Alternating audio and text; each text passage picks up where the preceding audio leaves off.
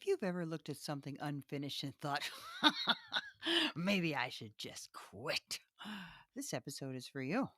The cat was back, and I was just beginning the biggest part of the mural, and then the theft happened at the worst spot. Right at the start, and it stalled everything. I had to pause, wait, and rewrite. Discouraging? Oh, you betcha! But in hindsight, it was the best place for it to happen.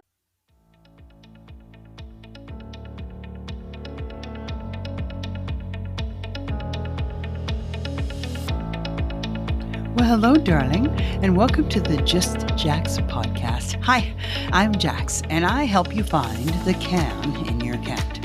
When we challenge our cats, miracles happen, because when I challenged mine of I can't draw, I can't paint, and I can't color, imagine my surprise when I discovered what I can do is create a 21-foot garden mural that was recently featured not once but twice on the front page of our local newspaper. Next up, I challenge the I'm no author, no artist, and no cursive writing specialist, but what I can do is self-publish 3 books for my kick-ass cursive writing curriculum, Crack the Cursive Code. I'm a jack of all trades, but what I master in is helping ordinary people like me to do extraordinary things through laughter, tears, life-changing stories, because metaphors are my jam. Together we can find the can in your can'ts, the do's in your don'ts, and the wills in your won'ts. I'm so excited for you. Let's go.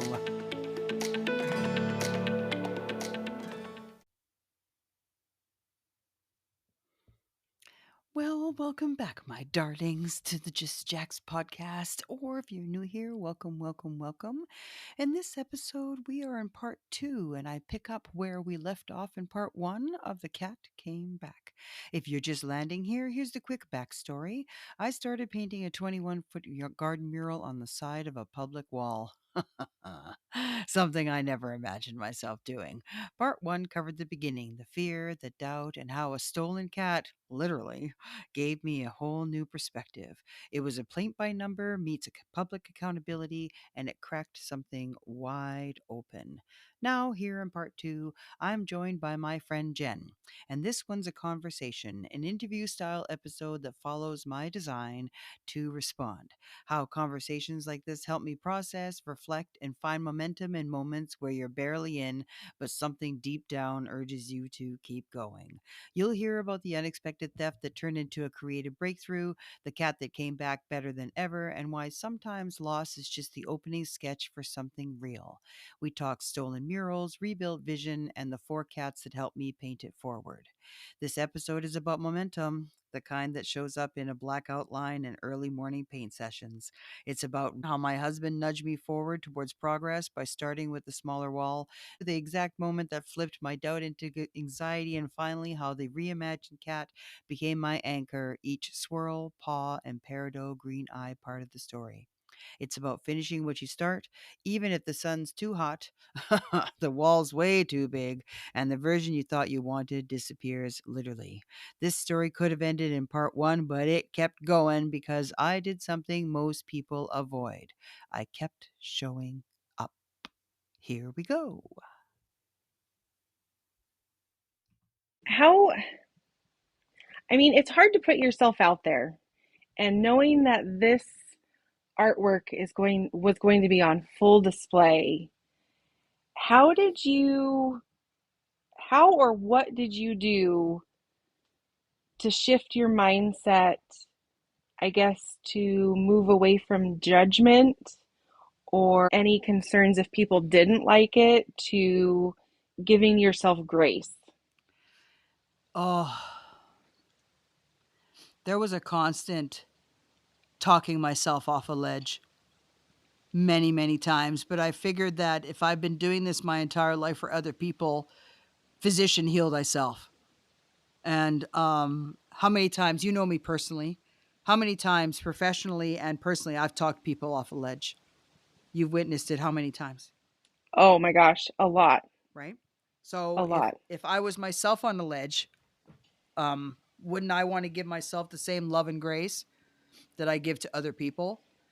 And that's why this seems small to me, because I picked the most forgiving method of artwork. The black was my own thickness. I had to decide. It was my own perfectionism that I was fighting with. There was no right or wrong way of doing it. But the people who are listening here, you all have, like, you're doing your jewelry. You're doing what you can do. If I looked at it, I'm going, "Oh my god, Jen," like that's way outside of my scope, but that's within your wheelhouse of can. And we all have these little wheelhouses of can where we can actually create something that feels good. Now, we you can all stop yourself like I did. Well, I'm no artist, but I still created art. And maybe you may be no musician, but you can still create music or have something in music in your life that fulfills your soul so that you can actually get that part of you out. That is that creative part of you, that part that gets that those juices flowing that you're like, I need to make something or I need to be something or have something. And that's what happened here. So I want to touch base on something that we kind of talked about in the opening, in the introduction, Okay. and it was the stolen piece. Oh, yes. Um, let's talk about the part that went missing. It was a key piece to your work that had been taken. For a lot of people, I think if something were that caliber that went missing, that would be a deal breaker. Like if something to a project went missing, I mean, for me, that would be like, yep, I'm done. That's just a sign for me that it's not meant to be. I'm going to move on. But for you, something shifted. What shifted for you, and what did that loss open up for you? Huh. Well, I came to an understanding about myself yesterday morning. Actually, when I was thinking about this episode, that my value of who I was as a person and what my voice was so low that when I commissioned the artist for the artwork, I never even crossed my mind that I could come back with feedback to have it changed. I was under the understanding that if I offered the artwork cost me $300, I was to take what she gave me and that was it. I was never to give her any kind of feedback or any kind of criticism or anything. When I finally received the art, the body portion of the cat pissed me right off. I thought that it looked like she just got lazy with it, or it just was a bunch of squiggle lines, and I was disgusted. I looked at it. It just didn't. I wanted it to represent. At that time, we had four different cats, and three of them were tabbies. One was small, medium, and large. And I wanted that artwork to depict our four cats. I wanted it to have one of our cats had a heart shape, a white heart in its chest. Another one had white paws. One had lime green eyes. The other one had like a Bengal type of circle on her back. And I wanted all of those depicted in the cat. But when I saw the artwork, everything in my body told me that that cat was wrong, her rendition of it. But I thought, you know what? What I got is what I paid for, and I'm thankful, and I'll just figure it out later. So the first summer as I'm going through, I got the small wall done and I'm doing the black on the big wall, and I get the head of the cat done, and I have to go inside. I don't know what happened. Something detained me inside. I was inside way longer than I was supposed to. Did I get anything done that I wanted to? No, it was really a write off of a day. I come and pack everything up as if nothing is out of their sorts and everything is fine. It's perfect weather again. It had to be above 50 degrees, so the cement was 50 degrees Fahrenheit. I don't really have the top of my head what that is centigrade. It would had to be 50 degrees Fahrenheit for the paint to adhere. So I go out and my artwork is gone. I had a brown manila envelope. All of the originals were in there. All of the transparencies were there. The last transparency that had the body of the cat was in the envelope. And I went out there the next day and the envelope was gone. And to this day, I have never found it. I have no idea what happened to it. Now, do I want to believe that someone stole that? Because why would you steal it? It's just an envelope. But I don't know if someone took it or what happened to it because I'm a pretty scattered brain person. Jen can attest to that. She's had to pick up my shit many times. But that something of that value would be very odd for me to misplace. And I have never found it and it never came back. So I looked at that. At first, I was like, oh my God. And then I realized that it actually was a wish granted because now I could contact my artist and tell her what happened, that the artwork went missing. She goes, what artwork? I'm like, the entire thing, everything you mailed me, the original, everything, it's all gone. As it worked out, the way it worked out, she had to redo it. And I was able to get, after three or four things back and forth, I was able to get the cat exactly the way I wanted it to do. Plus, because she was already doing it, she added some more artwork, another tulip that sits behind the cat that wasn't part of the original artwork. So everything worked out for me, and I was very thankful for that. But it was very stressful way of working it out. And isn't it interesting that if I would have had the personal fortitude and strength within myself to speak my voice and ask for what I wanted, it would have maybe never had to go to such drastic measures to make sure I got what my heart desired. I found out later when I was doing my cursive writing curriculum, I had to actually fire an artist, which led me to the perfect artist. But that was the stepping stone for me to realize that I have a value and I have a voice, and I'm allowed, when I'm paying for something, I'm allowed to actually ask for what I want. And that was the biggest thing I learned from when that artwork went missing, was that I can actually ask for what I want, and I have the right to ask for what I want, especially if I'm paying for it. And that was the beginning spark of that. Absolutely. Well, and I think that's one thing that I love so much about, this whole experience is it was truly a journey for you, and it's so personal. The details that are in the mural itself are very personal to you. And I absolutely love that. Thank you. So I know you mentioned that at first you didn't feel comfortable asking for any changes to the artwork or because you got what you paid for. Um, but then once, the all of your originals were lost, um, what gave you that confidence to step back in there and ask for a revision? And what part of the process changed that connection for you? Because I feel at that point is when it became more personalized for you. Does that make sense? Well, then it became exactly what I wanted. And what did it there is, I'm very much one of the main mantras that I have in my life, and it's going to sound corny to some, is that everything happens for a reason and it works out for me. So sometimes those situations are a little chewier to take, and I choke on them on occasion. But I do, and you've heard me say this many times in person, look for the bright side of everything. And so I saw that and I thought, well, maybe this is just really a gift, because I honestly, I was losing sleep over it because I really didn't like where it was. So it was a lesson for me that I saw it as a twofold thing. I can learn to stand up for myself and ask for what I want, especially since I'm the paying customer. So I'm like, okay, you know what? I can always paint over it. Who's in control here? And that was another lesson. Whose art project is this? Because my husband has his opinions, my friends had their opinions, the passerbys had their opinions, the artist had her opinions, right? I had to sit there and go, no, this is my art project and my vision. Now, if something came to me that went, oh, and even if it challenged me, I could do that, and I could incorporate that, or that's a great idea, or something like that. But otherwise, it really truly, in my mind, I had a mind on the way it was supposed to be. And it became personal, I guess, because of all those little decisions.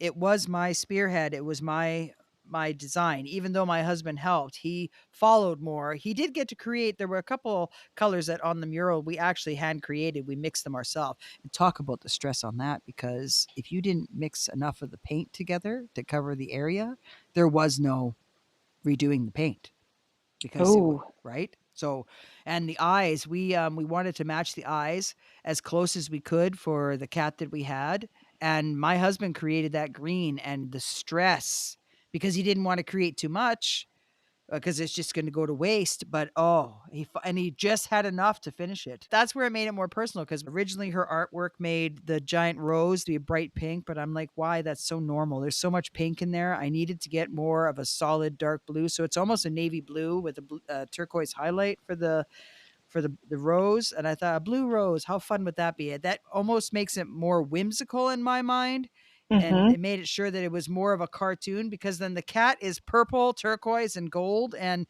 there are no purple, turquoise, gold cats. And on the other side of the wall were all normally occurring colors in the world. And in nature, you could see it. You could see those colors of flowers. You could see those colors of bushes. You could see all the root system of the tree that was all there. Those are all naturally occurring colors. The cat is not. So I was thinking, well, how am I going to make the distinction on what to do there? And that's where I thought, well, if I make the rose a very vibrant, unnatural blue, it would be a nice introductory to the unnatural cat. So that is to follow. And so that's what made it more personal is these small little decisions that were mine. Like the tulip as well, the big one on the end, it was also supposed to be a shade of red or pink, and I made it like fire orange, just as bright as orange as I could find. I think it's called alarm or something. The color, it's like some warning, but it looks beautiful on the wall. Absolutely. And it does. I don't want to say it goes against like the standard, but there's something to be said about, you know, coloring outside the lines. Like you don't have to, you know, follow structure. You don't have to, you know, do the same standard stuff. It's okay to be different. The colors that are out there, it goes so well in the area. Like I said, it just looks like it was meant to be there. And so it's very inspiring, and I can tell why it's become a enchanted meeting place for people, and Thank you. it's so special. So let's talk a little bit about the time that it took, the detail from start to finish. I know the process probably wasn't fast for you. It probably took a few summers. I think you said 3 summers. Mm-hmm. Um, what was the version of yourself when this project began? And what was the version of yourself when your project wrapped up? The version of myself was the one that had the panic attack in the beginning. And then at the end of it, I'm now the person when I introduce myself, when they ask where I live, and I say, well, have you ever seen this artwork before? And they're like, well, yeah. And I'm like, that's my house. I'm the mural lady now. I'm also the cursive lady and the mural lady. And every one of you people who are listening to this now, all of you have a can in there that is waiting to get out. And it's blocked by the knot, like I said in episode 3, that you're blocked by the knots. And what you can find is the can. What can you do? So I can't draw. So what I did is I hired an artist who can. I can't color. Thank God she colored all her stuff ahead of time.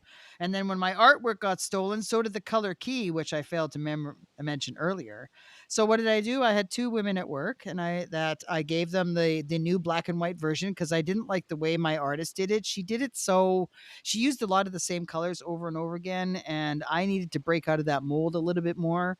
So a girlfriend of mine, she colored it in a purple and turquoise and gold combination, and I don't know what that color did, but combination did, but it excited me. And I went, oh my God, that'd be so killer if the cat looked like that. Then I had to decide what color it was, and I had to see if the colors that I picked already would work. And one did, and one didn't. So I had to repaint a section. And yeah, so it just the one the one at the beginning of the mural would have never ever thought that she could be an artist or in the newspaper or self-published books or any of where I am right now. If you would have told me that I would be doing these things, I would have laughed at you because in my mind, I had no special skills. I was an ordinary person. I had entry level jobs.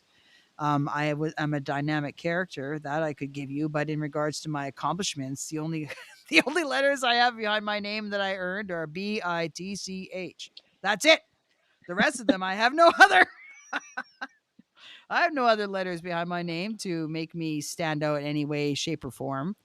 And now there's a quiet confidence in myself now that if I decide that my mind has something that it needs to create, then I just find the way I can create it. What I want to really convey to everyone who is listening is that if you get an idea as big as this, you can find simple things that is in your wheelhouse. I Who knew that when I was growing up and kids using in school using projectors that entire time, bored stiff, let me tell you, because it was still schoolwork. How many times did I learn how to do a projector? How I had to learn how to position it and do all those little things to make it work. That 30 years later, I'd be standing outside in in the dark using that skill. Because if I wouldn't have had that skill, where would I be? I would have never been able to do this. No, I've talked to people. They go, "What made you think to use a projector?" Because I had used it so much in the past, and that's one of the things that it really brought to for me to convey to everyone is that I explained this to my son once. He was talking about this job that he did that was just a waste of time. I am 25 years of age and I've been doing this job and I have nothing to show for it. And I'm like listening to him because honestly, sometimes we're in these situations like, why am I here? Why am I here? And then I told him, I said, but your life is like a suitcase. You have no idea where you're going at all. But it's really good to load it with all these little skills that you have. So all of a sudden, you'll get into a situation where you're looking at a wall. And you happen to be at Home Depot months ago looking at all these little samples of color. And you're thinking, isn't that really smart that you can buy exterior paint and you can buy a small little container of it? And I thought, bang. So then the problem of how to solve how to get the paint, I'm like, wow, if I hadn't have gone to Home Depot earlier and looked at the paint section and figured that out, but I had been bored there one day because I was with somebody else and happened to be Mm-hmm. looking at the sample sizes, this would have never happened. So, a lot of times we really dismiss the skill that we are picking up in our everyday life. That it's a quiver in our no, it's an arrow in our quiver of experiences. Now, luckily, I've been around the rock of this the third rock around the sun. I've been a few times around. Okay, so I have a little bit bigger suitcase, I'd say, to some degree, because I've done wacky different things. But that wall was an accumulation of all the weird things in my suitcase. So when I was doing it, it may look like it's a big surmountable thing. Now, were there challenges for me and my perfection? Yes, horrible. But at the same time, that was my own personal thing to realize that sometimes it doesn't have to be perfect to be done. It just has to be done. And that was what I learned through that. But to get there, I had all of those simple little skills that broke them down into small bite-sized pieces like you have with your jewelry. Oh my god, doing all that stuff, but you compartmentalize it in your brain of little tasks that you can do. Mm-hmm. And that's the same thing that happened for me. It just so happened that I was able to do something. Unfortunately, it was done in a public place. It still blows my mind that that's where I decided to do that. Like, I have another wall on another side of the house that I could do something special there that's on an alley. No one would see it. But no, no, no, no. I had to pick it right across from a muralist on a busy street. That's just not too far from the hospital, which means we get all the hospital traffic as they're coming back and forth to work. It's fabulous. Yep, yep, it's great. I just like to, think that you're not afraid to live out loud. You are not afraid to be authentically yourself. I appreciate You that. you bring so much joy and happiness and light. Uh, like being able to work with you, knowing that I was coming to work, like I enjoyed being able to come to work to see you because you are such a breath of fresh air and the aura around you. Like I said, you have this light about you that is just very uplifting, and you give people the confidence to feel like they can do anything because you are able to break it down into ways that I don't think people normally do. And it makes people look at things differently. And so that impact that you have on people, um, and your positivity really, like, I can't tell you how much I appreciate that. Yeah. So here's one final question for you. If this project could talk, if it had something to say and speak to you right now, what would it say? I'm fucking proud of you. You did it. Way to go. Good girl. I knew you could do it. It's about time. There's more ahead. And I guess that would be it. I just want to thank you for inviting me onto your podcast and letting me interview you.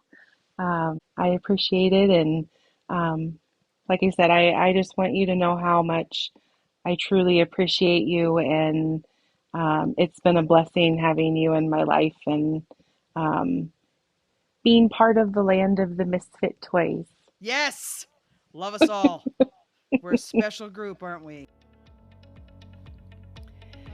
Well, that wraps up this episode, and I just want to let you know that this mural ended up being way more than public art. It was a public reckoning with my own personal fear, doubt, and it finally turned into ownership.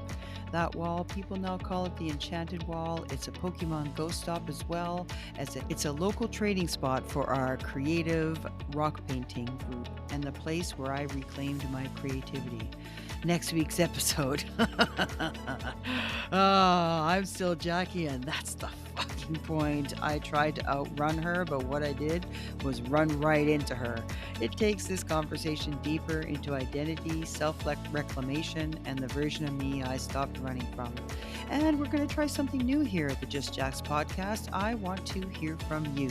Head to my new Hey Jax Reddit thread and drop a question or share something you've been circling.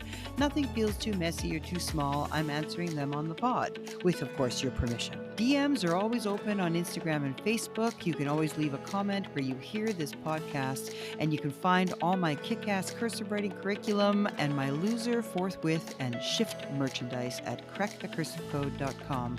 If you've been walking around thinking you're uncreative, you're just unfinished, leave a 5-star review if this hit home. That's how we get these stories in more ears. See you Tuesday, same wall, same Jackie, and still showing up.